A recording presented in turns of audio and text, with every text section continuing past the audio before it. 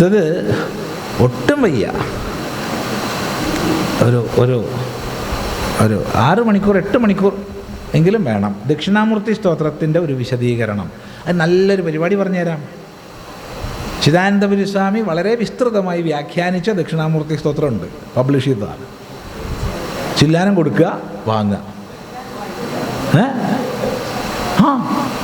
വേറെന്താ, ചില്ലാനം കൊടുക്കാണ്ട് വായിച്ചാൽ മനസ്സിലാവില്ല കേട്ടോ. അങ്ങനെ ഒരു മന്ത്രം ഉണ്ട് അതിന്. ചില്ലാനം കൊടുത്ത് വാങ്ങി വായിച്ചാലേ മനസ്സിലാവുള്ളൂ എന്നാണ് അതിൻ്റെ മന്ത്രം.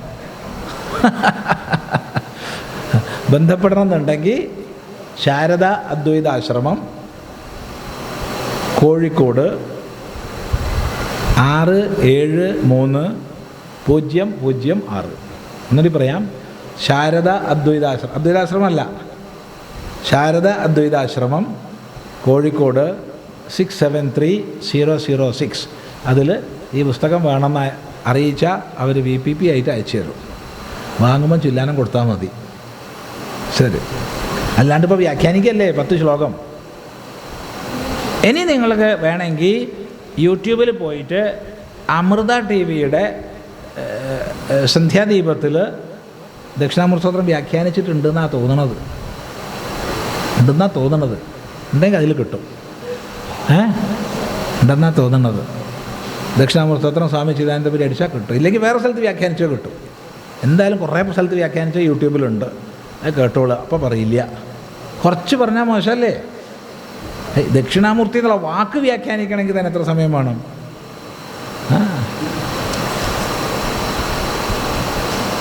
ചൈനയിലുള്ളത് ഭാരതത്തെ പോലുള്ള സംസ്കാരമാണോ അതോ മതങ്ങളാണോ? ഭാരതത്തെ പോലുള്ള സംസ്കാരം തന്നെയായിരുന്നു ചൈനയിൽ. അതുകൊണ്ട് ചൈനയുടെ ഹൃദയത്തിൽ ഇപ്പോഴും ആ സംസ്കാരം ഉണ്ട്. എന്നാൽ മതത്തിൻ്റെ ഉരുക്കുമുഷ്ടി, ഏതാ മതം? കമ്മ്യൂണിസം എന്ന മതത്തിൻ്റെ ഉരുക്കുമുഷ്ടി കൊണ്ട് അമർത്തി വച്ചിരിക്കുക.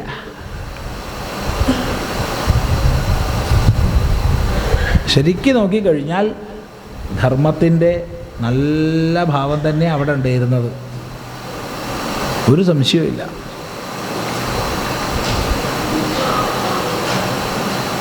ധാർമ്മികതയെപ്പറ്റി പലയിടത്തും സംസാരിക്കണമെന്നുണ്ട്, സന്തോഷം, വളരെ നല്ലത്. പക്ഷേ ക്ഷേത്ര സംരക്ഷണ സമിതിയിൽ പോലും അതിനിടം കിട്ടുന്നില്ല. എന്താ ചെയ്യുക? അപ്പം ചിദാനന്ദപുരി സ്വാമിക്ക് രക്ഷയില്ല അതിൽ. ഇവിടെ ഇപ്പം നേരെ തിരിച്ചാ, ഒന്ന് മിണ്ടാണ്ടിരിക്കണം എന്ന് വിചാരിച്ചാൽ നടക്കണില്ല. അതാ ഇവിടുത്തെ ഉപദ്രവം. അതുകൊണ്ട് എല്ലാത്തിൽ നിന്നും ഒഴിഞ്ഞു നിൽക്കുന്നതല്ലേ നല്ലത്. പിന്നെ ഒഴിഞ്ഞു നിൽക്കാൻ പറ്റിയ എല്ലാത്തിനും ഒഴിഞ്ഞു നിൽക്കണം നല്ലത്. പക്ഷേ ഇതിപ്പോൾ ഒഴിഞ്ഞു നിൽക്കാൻ തോന്നുന്നില്ലല്ലോ, പറയണമെന്നുള്ള തോന്നലുണ്ടല്ലോ. അപ്പോൾ പറയുക തന്നെ വേണം, പറഞ്ഞു തന്നെ അത് തീരണം. ഒഴിഞ്ഞു നിൽക്കണ്ട, ഈ വാസന ഉള്ളതുകൊണ്ട് ഒഴിഞ്ഞു നിൽക്കണ്ട. പിന്നെന്താ വേണ്ടത്? പറയുക. സ്വാമി ആരെയും കിട്ടണില്ല, കിട്ടാനാ പണി, ഇഷ്ടം പോലെ കിട്ടും ആൾക്കാരെ. അതിനുള്ള ഉപായങ്ങളൊക്കെ സ്വീകരിക്കണം, അത്രയേ ഉള്ളൂ. അതിനുള്ള ഉപായങ്ങളൊക്കെ സ്വീകരിക്കണം. ഇന്ന് ധാർമ്മികതയെക്കുറിച്ച് പറയാം. ക്ഷേത്ര വികസന സമിതി പോലും മറ്റെന്തിനോ വേണ്ടി നിലകൊള്ളുന്നു. ക്ഷേത്ര വികസന സമിതി പലപ്പോഴും ക്ഷേത്ര വികസനത്തിനാണ് പരിശ്രമിക്കുക.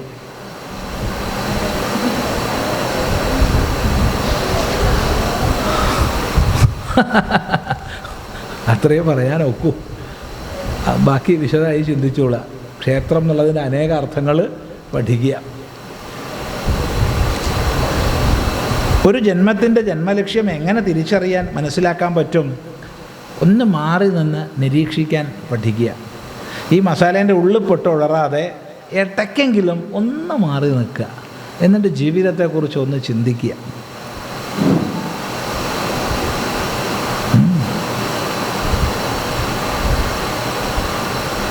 ഈ പ്രകൃതിയാകുന്ന മഹാഗുരുവെ ഒന്ന് പഠിക്കാൻ ശ്രമിക്കുക. അപ്പോൾ ഉള്ളിൽ നിന്ന് തന്നെ പറഞ്ഞു തരും,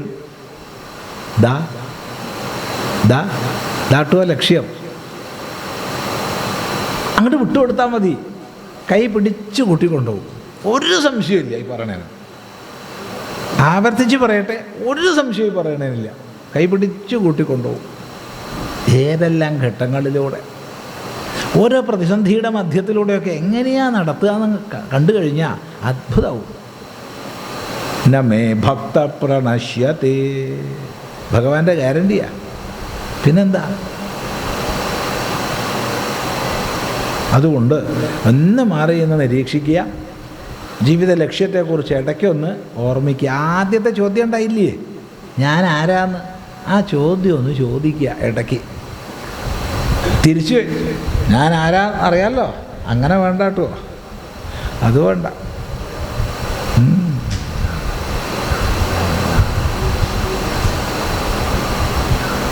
അത് മതി.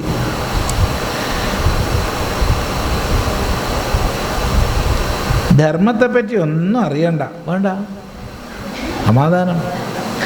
പക്ഷെ കർമ്മശക്തി എങ്ങനെ വർദ്ധിപ്പിക്കാം, നിലനിർത്താം? ധർമ്മം കൊണ്ടേ പറ്റൂ. ധർമ്മത്തിലൂടെ മാത്രമേ നിലനിൽക്കുന്ന കർമ്മശക്തി ഉണ്ടാവുള്ളൂ. അല്ല ഒരു ബലൂൺ വീർപ്പിച്ച പോലെ പെട്ടെന്നൊരു കർമ്മശക്തിയൊക്കെ മതിച്ചാൽ ധർമ്മമൊന്നും നോക്കണ്ട. എന്നാൽ നിലനിൽക്കണമെങ്കിൽ ധർമ്മത്തിൻ്റെ അടിത്തറയിൽ മാത്രമേ അർത്ഥവും കാമവും നിലനിൽക്കൂ. അതുകൊണ്ടാണ് ധർമ്മ അർത്ഥ കാമ മോക്ഷക്രമം പുരുഷാർത്ഥങ്ങൾക്ക് ആചാര്യന്മാർ ഉപദേശിച്ചത്.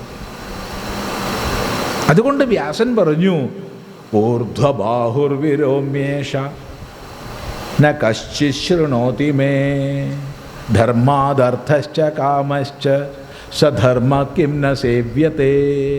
അയ്യോ, രണ്ട് കയ്യും ഉയർത്തിക്കൊണ്ട് ഇങ്ങനെ കരയ്യ, ഈ ഞാനേ, യേശാഹം, ഈ ഞാൻ. ആരും കേൾക്കണില്ല. എന്താ ഞാൻ കരയണത്?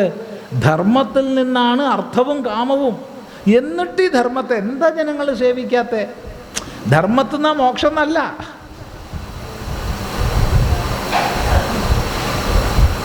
ചിന്തിക്കുക. അതുകൊണ്ട് സ്ഥായിയായ അർത്ഥവും ബലവും കാമവും ഒക്കെ ധർമ്മത്തിൽ നിന്ന് തന്നെയാണ്. അതുകൊണ്ട് ധർമ്മത്തെ അറിഞ്ഞേ മതിയാവും. ഇല്ലെങ്കിൽ എന്താ ബലം തന്നെ അറിയില്ല.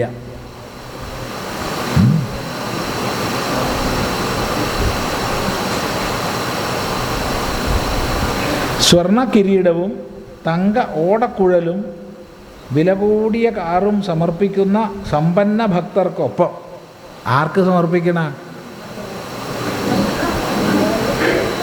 ആരെങ്കിലും എനിക്ക് സമർപ്പിച്ചാൽ തിരക്കേടില്ല എന്നപ്പോൾ ഞാൻ വിചാരിക്കണേ.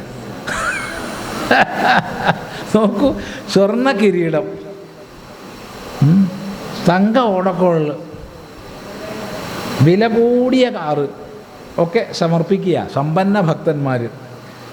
അതിന് കഴിവില്ലാത്ത സാധാരണ ഉപാസകർക്ക് സ്വാമിജി എന്ത് ഉപദേശമാണ് കൊടുക്കുന്നത്? നോക്കുന്നേ, മറ്റത് സമ്പന്നനല്ലേ കൊടുക്കുന്നത്. സമ്പന്നൻ സമ്പത്ത് കൊടുക്കട്ടെ, അതിന് നമ്മളെന്തിനാ വിരോധപ്പെടുന്നേ? ഈ താരതമ്യ ബുദ്ധി ആദ്യം ഒഴിവാക്കുക. മനുഷ്യൻ്റെ ഏറ്റവും വലിയ ശത്രു, മനുഷ്യൻ്റെ സകല മാനസിക പ്രശ്നങ്ങൾക്കും അടിസ്ഥാന കാരണം, മനുഷ്യൻ്റെ കുശുമ്പിന് കാരണം, അസൂയയ്ക്ക് കാരണം, ദുഃഖത്തിന് കാരണം, ടെൻഷന് കാരണം എന്ന് വേണ്ട അധപ്പതനങ്ങൾക്കൊക്കെ കാരണം ഒറ്റയൊന്നാണ്, താരതമ്യ ബുദ്ധി.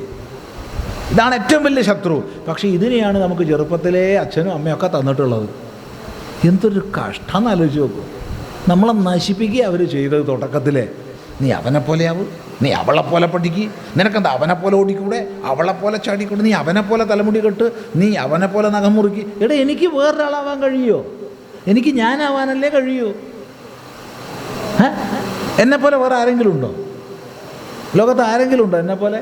എന്നെപ്പോലെ ഞാൻ മാത്രമേ ഉള്ളൂ. നമ്മളൊക്കെ വിശിഷ്ടന്മാരാ. അതുകൊണ്ട് താരതമ്യത്തിൽ അർത്ഥമില്ല. നീയായിട്ട് വളരും മോനെ, നീയായിട്ട് വളരും മോളെ എന്നാ പറയണ്ടേ. ചിന്തിക്കുക. അപ്പം ഈ താരതമ്യം നിർത്തിയിട്ട് എനിക്കെന്ത് ചെയ്യാൻ പറ്റും? ഭഗവാനൊക്കെ കണക്കാ. പത്രം പുഷ്പം ഫലം തോയം യോ മേ ഭക്തിയാ പ്രയച്ഛതി തദഹം ഭക്തിയുപഹൃതം അശ്നാമി പ്രയതാത്മനഃ. അവിടെ വില കൂടിയ കാറ്, സ്വർണ്ണ കിരീടം, ഓടക്കുഴൽ ഒന്നും ശ്രീകൃഷ്ണൻ പറഞ്ഞിട്ടില്ല. അങ്ങനെ കൊടുക്കണവരെനിക്ക് പ്രിയപ്പെട്ട ഭക്തന്മാരാണെന്നും ഭഗവാൻ എവിടെയും പറഞ്ഞിട്ടില്ല. മറിച്ച് ഒരില, ഒരു പൂവ്, ഒരു തുള്ളി വെള്ളം, ഒരു പഴം. ആരാണോ എനിക്ക് ഭക്തിപൂർവ്വം സമർപ്പിക്കുന്നത്, ആ ഭക്തിപൂർവ്വം സമർപ്പിക്കപ്പെട്ടതിനെ ഞാൻ സന്തോഷമായി സ്വീകരിക്കണമെന്നാണ് പറഞ്ഞേ. ഇനി എനിക്ക് പ്രിയപ്പെട്ട ഭക്തന്മാരാരാന്നാ പറഞ്ഞേ? യസ്മാന്നോദിജതേ ലോകഃ ലോകാന്നോദിജതേ ചയഃ ഹർഷാമർഷഭയോദ്വേഗൈഃ മുക്തോ യഃ സ ച മേ പ്രിയഃ. ആര് ലോകത്തെ ഭയപ്പെടുത്തുന്നില്ലയോ, ആര് ലോകത്തിൽ നിന്ന് ഭയപ്പെടുത്തുന്നില്ലയോ,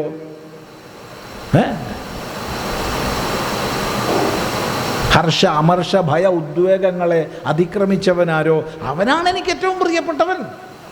അല്ലാണ്ട് ഓടക്കൊള്ള കൊടുക്കണം എനിക്ക് പ്രിയപ്പെട്ടവനാന്ന് ഭഗവാൻ പറഞ്ഞിട്ടില്ല. അത് കമ്മിറ്റിക്കാരാ പറയുക,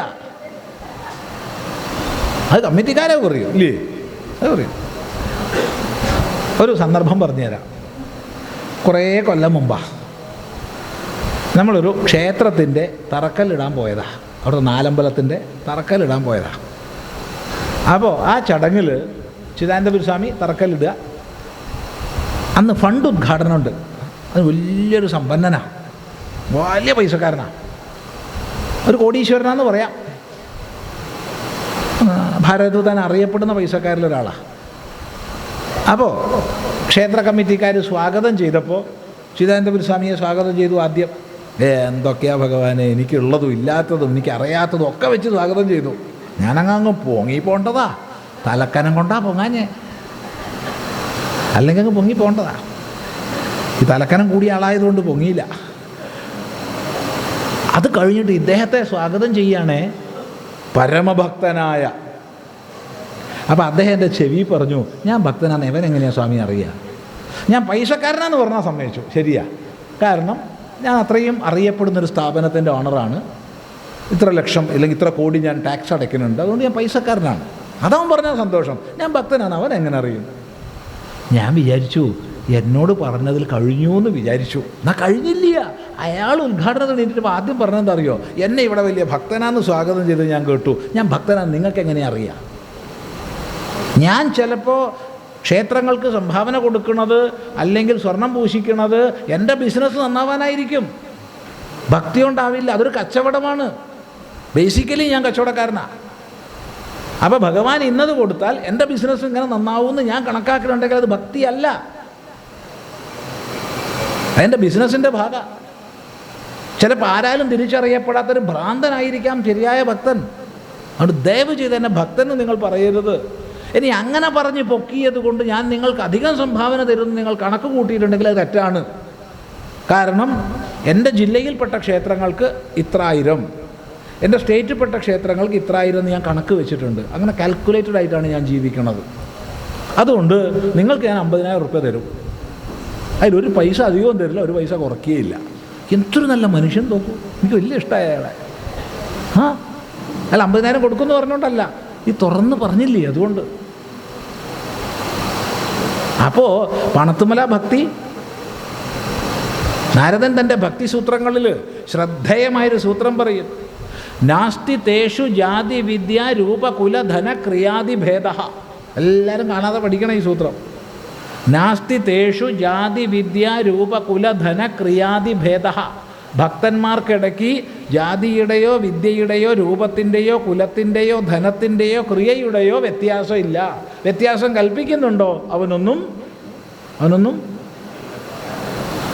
ഭക്തിയില്ല. പറയാൻ ധൈര്യം വേണം.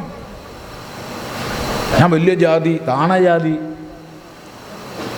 അല്ലെങ്കിൽ ഞാൻ സുന്ദരൻ സുന്ദരി, നീ വലിയ പഠിപ്പുള്ളവൻ പഠിപ്പില്ലാത്തവൻ,